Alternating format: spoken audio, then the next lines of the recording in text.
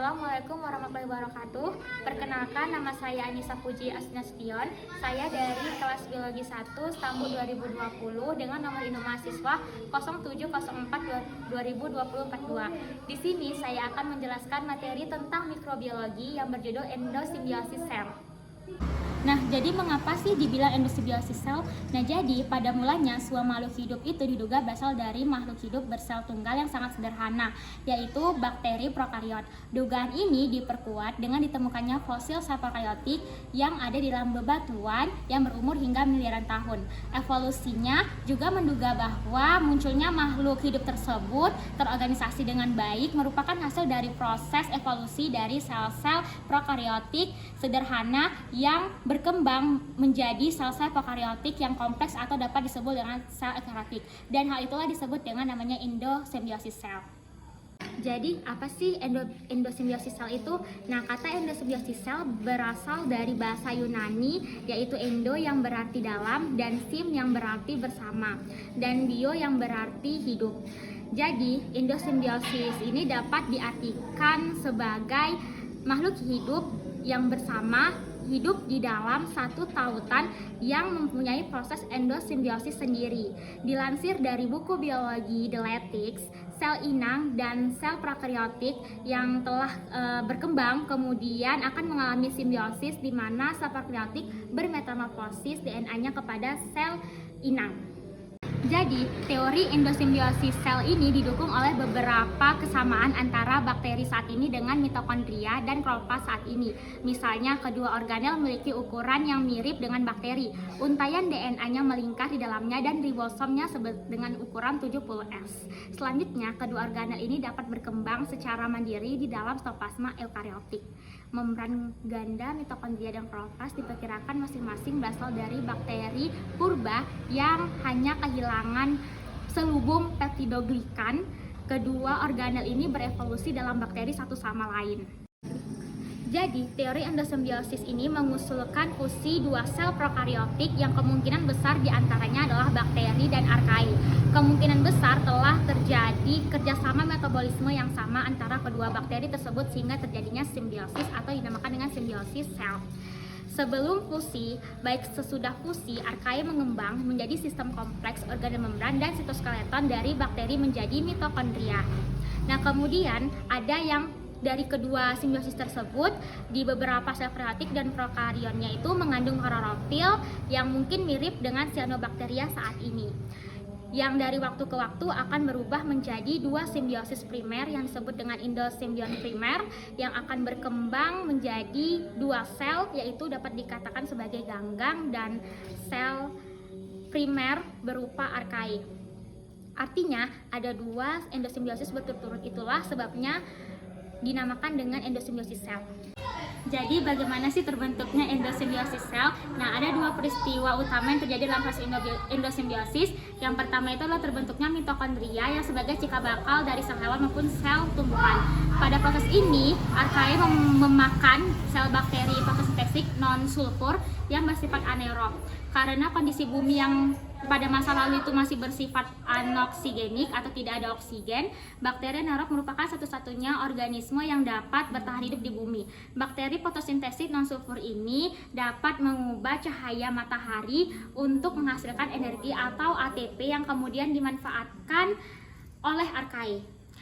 Ketika oksigen akhirnya muncul, bakteri eukariota fotosintesis ini juga dapat mengubah dirinya menjadi konsumer materi organik serta kemampuan untuk menghasilkan energi yang dimiliki oleh bakteri tersebut.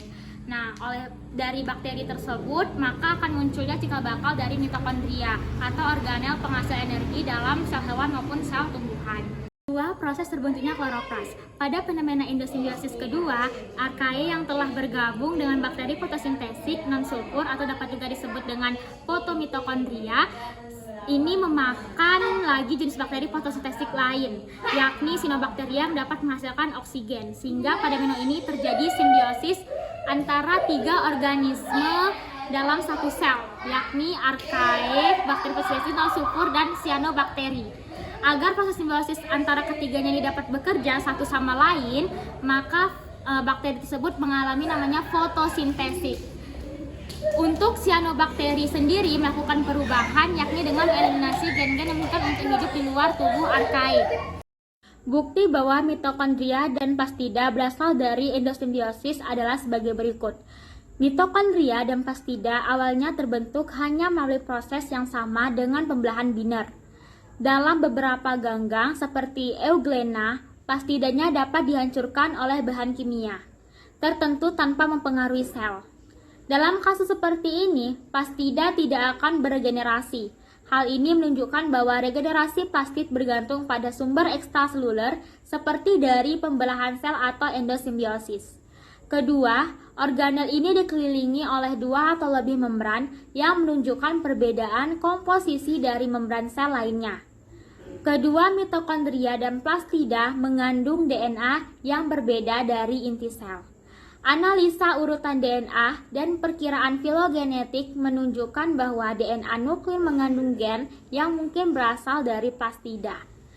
Kemudian, ribosom dalam organel-organel ini adalah seperti yang ditemukan pada bakteri yang memiliki ukuran sebesar 70S. Protein asal organel seperti bakterinya juga mengandung N-formylmethionine dalam menginisiasi asam amino. Sebagian besar struktur internal dan biokimia dari plastida, misalnya tilakoid dan klorofil tertentu, sangat mirip dengan cyanobacteria. Filogenetik menunjukkan bahwa plastida paling erat kaitannya dengan cyanobacteria. Mitokondria memiliki beberapa enzim dan sistem transportasi yang mirip dengan bakteri. Beberapa protein yang dikodekan dalam nukleus diangkut ke 2 organel ini dan keduanya memiliki mitokondria dan plastida berukuran genom kecil dibandingkan dengan bakteri. Konsisten dengan meningkatnya ketergantungan pada eukariotik setelah mereka membentuk endosimbiosis. Sebagian besar gen pada genom organel telah hilang atau pindah ke nukleus. Gen yang paling dibutuhkan untuk fungsi mitokondria dan plastid berada dalam nukleus bakterinya. Plastida terdapat dalam kelompok yang sangat berbeda dari protista. Beberapa di antaranya berkaitan erat dengan bentuk plastida yang berbeda. Hal ini menunjukkan bahwa jika kloroplas ada dari awal, kemiripan mereka satu sama lain. Banyak dari protista juga berisi plastida primer yang belum pernah diperoleh oleh sel eukariota yang mengandung plastida. Kemudian, ganggang Glautocopite memiliki kloroplas yang sangat mirip dengan cyanobacteria. Secara khusus, mereka memiliki dinding sel peptidogligan antara 2 membran. Sekian hasil video materi saya tentang endosimbiosis sel. Jika ada kesalahan kata dan penyampaian, saya mohon maaf. Wabillahi taufiq wal hidayah. Wassalamualaikum warahmatullahi wabarakatuh.